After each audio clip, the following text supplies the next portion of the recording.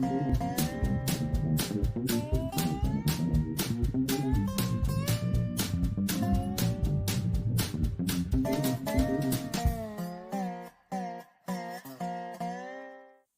Piggy. Morning. It's Wednesday morning, trash day. We already got the trash out, ready to go. Ain't no way to that. You did that. Well, you're half of me, so That's we. that's we. So, she been telling me this morning, talking about the weather. Mama Linda done told me it's supposed to be bad. She told me that a night or two ago. So I'd expect it. What Lane telling me this morning, Mama Linda right. They expecting this thing to be horrendous. So we shall see what we shall see. Tell me that all of Georgia is, every county in Georgia is going to be affected by this thing. Well, if it is, it is. You know, ain't nothing we can do about it except see what comes, endure it, and deal with the aftermath. That's it. And I'm listening to what the weather service says that shelter in place as of Friday, which we should be hit Friday evening sometime. So Right. I'm going to shelter in place. I ain't getting out. So we will find out whether or not we do our daily do on Friday. Yeah. And just go from there with it. This will be out on Saturday morning, so I already have this thing up, so anybody ain't affected by it still get to see it. And should they want to, surprises me that people actually come to my channel and listen to a boring old fat man. So I'm old and I'm fat and I'm short. I don't mind admitting it, because I'm a short old fat man. Ain't no shame in my game. It is what it is. Somebody said, man, you're short. Yeah, I sure am. Okay. Man, you're fat. You darn tootin' I am. I eat pretty good. Yeah, whatever. Just don't call me late for supper. I don't care what you call me. You call me short, old, or fat. You ain't doing nothing but telling the truth anyhow. Why get mad? That's it. I mean, truth's truth. Now, I used to have the short man's complex and get a little upset about being short and being called short and having to deal with being short and all like that. Well, I found there's some advantages to being short. And I finally figured out ain't nothing I can do about it now. Well, I get mad about something you can't do nothing about. That's it. It just is what it is. So I eventually got over my short man's complex. Especially since I found that there are some advantages to it. Oh boy, look at the traffic up here. There's a line of it. Going in and coming in. Big old thick line of it. Yeah. Like you said, coming in and going. So, you know, things like that, like I said, there ain't nothing you can do about it. Ain't no sense getting mad about it. You just find out what advantages you do have according to your height and work within those parameters. Right. And then there you go. Piggy's the perfect height for me. Because we go grocery shopping, he can get everything off them lower shelves better than I can. I get the lower stuff, she'll get the higher stuff. Hey, that works. There's advantages to it too when I was a single man. You know, And yeah, I tell you that I got good peripheral vision. I was seeing things. I could be checking out things that others would get busted for because I didn't have to look in that direction to be able to see it. I'll just leave that to y'all's imaginations. So there was all sorts of advantages to my being short. So I got over my short man's complex because of that.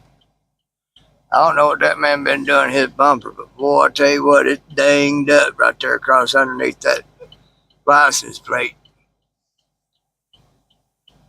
Danged up pretty good. Feel like you've been running into a small tree. Well, it's something. Or maybe a steel post. That had to be a steel post. The bed of it also looks twisted. So it may have been wrecked, that frame twist, because that bed looks all sorts of twisted up. Looks like that left rear corner is up higher than that right rear corner. There ain't no telling. It could be because one of them lights is brighter than the other, too. Makes it look weird. No, I was checking this out back there at the traffic light. Okay. Think he'd got an exhaust leak because, man, I tell you what, It stinks. I've got a snoot full of his exhaust. It stinks. It stinks. Boy, we got behind one this morning coming in. It blinker don't work. I guess I think I see what it is. Well, maybe it's not. There for a second, that left rear tire looked bigger than the right rear. I don't know what it is. It sure is weird though. But we got behind one this morning. We started out, we got out a couple of minutes earlier, starting on our way, and hitting it down the road and caught up to a car that was going slow. Then they slowed up even more when we got behind them. Well, I could see their face was illuminated by a phone, and I saw them switching screens, and they were slowing down, and they were all over the road, all like that. But all things for a reason and a purpose. But, folks like that are dangerous. You fiddling with your phone while you're driving, you need to pull over. You need to either pull over and mess with your phone or drive. One of the two. Yeah, wait till you get where you go and mess with your phone. Or pull over. Yeah, because you're not only endangering yourself, you're endangering everybody you come across as you go. I've got a real thing about that. About like I do drinking and driving. You're going to be drinking, wait till you get to wherever you're going to be. And then don't go nowhere for a long time after you get done. Or let's make sure you have a designated driver with you. Or have a DD. Because I got a real thing about that. That was reinforced in my mid-20s because I went to a funeral that was closed casket. Beautiful young lady getting ready to get married. She's a week away from getting married. She'd just been to her church and she was, praying and telling God, that she was looking forward to this wedding, but but she was also ready to go should he call. She got hit by a drunk driver. It was so bad they said that she was dead on impact. I'll put it to you even worse. It was so bad even the drunk driver was killed in that wreck. If that tells you anything. That's highly unusual. Highly unusual. And she was closed casket. And and I went to that funeral and everything. Young man that was her fiance, he was a striking young man. He was a very handsome young feller. He's probably about my age, touch younger, touch older. But he was a striking looking feller. He was maintaining his composure while greeting the folks, but his eyes were red as all get out from where he'd been crying.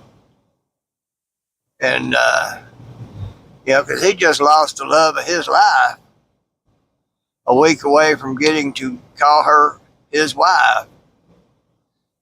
And, so it was bad, folks. So that strengthened and reinforced my stance on drinking and driving. So I'm the same way about messing with your phone and driving. But you're going to have the same effect. Piggy and I both are that way about the phone. Yeah. It's been a couple of times when using the phone and I didn't adhere to that. Yeah, but I'm a little bit better about focusing on the road more than anything else.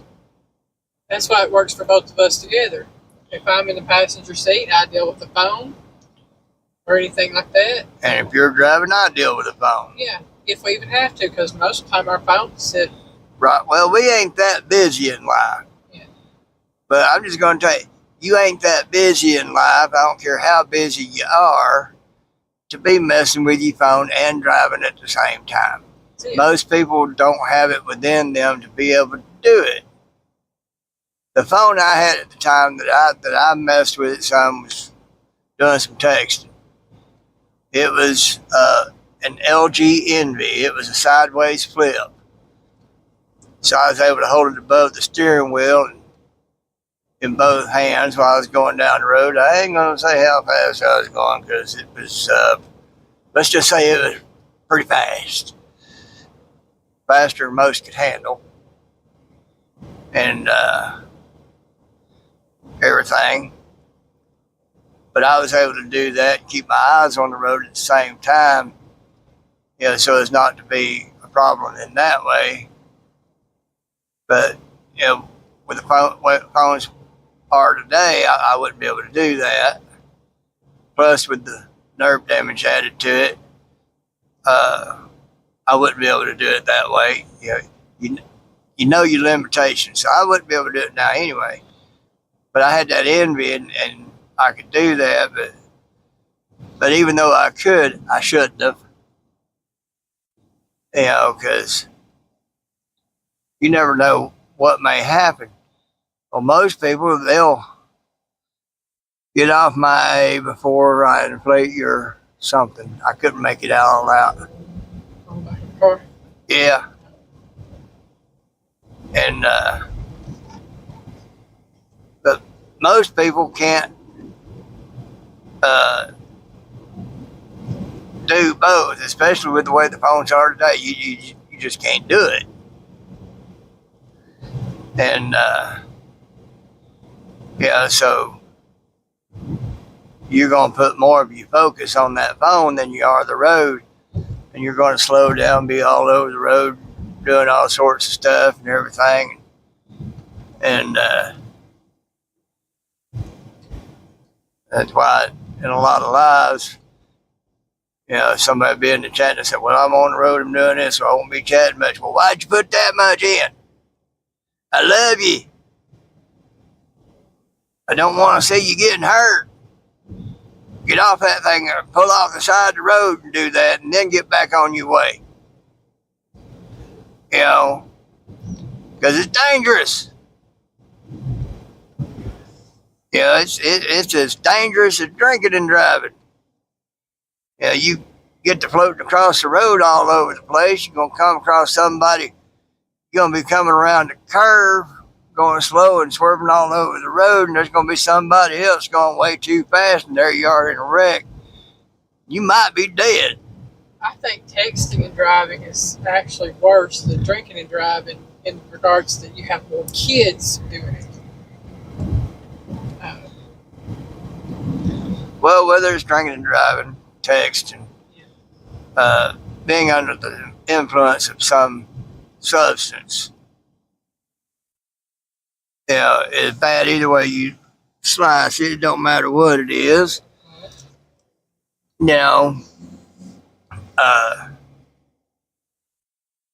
because I've seen too many examples. You just can't do both. That's it. Uh, that time I did it with that enemy, that was just God looking out for me because I was being stupid and doing that.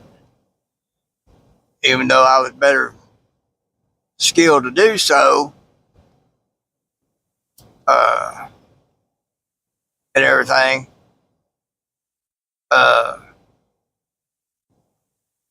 don't make a difference. I shouldn't have done it anyway. Because that's just being stupid. It is too easy to have a wreck. Doing so. It's too easy to have a wreck and you concentrating on the road. Yeah. And if you've got your attention diverted by anything, like the phone, then you've just increased your chances of a seriously bad wreck 1,000-fold minimum. So don't be on your phones and driving, folks. Because, like I said, I love you. I don't want to see nothing bad happen to none of you. So just don't do it. It ain't worth it. And once I come across, they lucky because I'm a defensive driver. I see all this stuff. So I'm already prepared for something to happen. And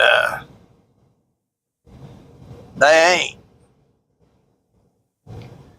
And my fear is someday being behind one of them doing that and the wreck does happen and I have to let the officers that come to the scene know they were on their phone. Don't be somebody that I had to tell the officers you were on your phone. I ain't gonna lie to you. I ain't gonna lie for you. I ain't gonna lie for myself, much less anybody else. Hard to remember a lie. So,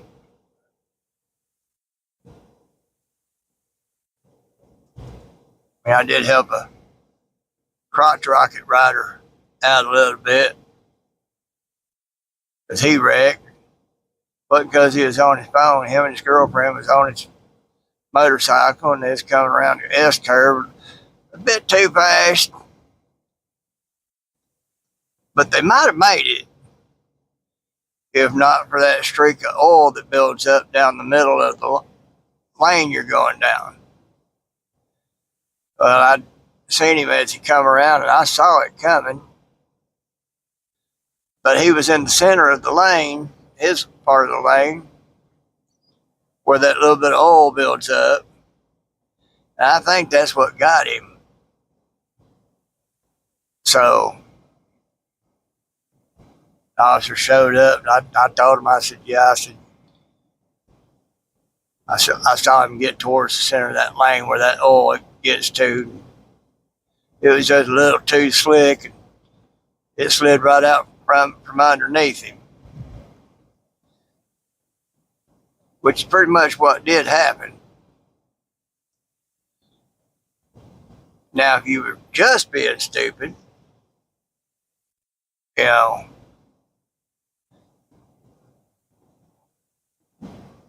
I'm just going to tell what I saw, what I know. Because I don't like dishonesty. I have to live with my integrity. And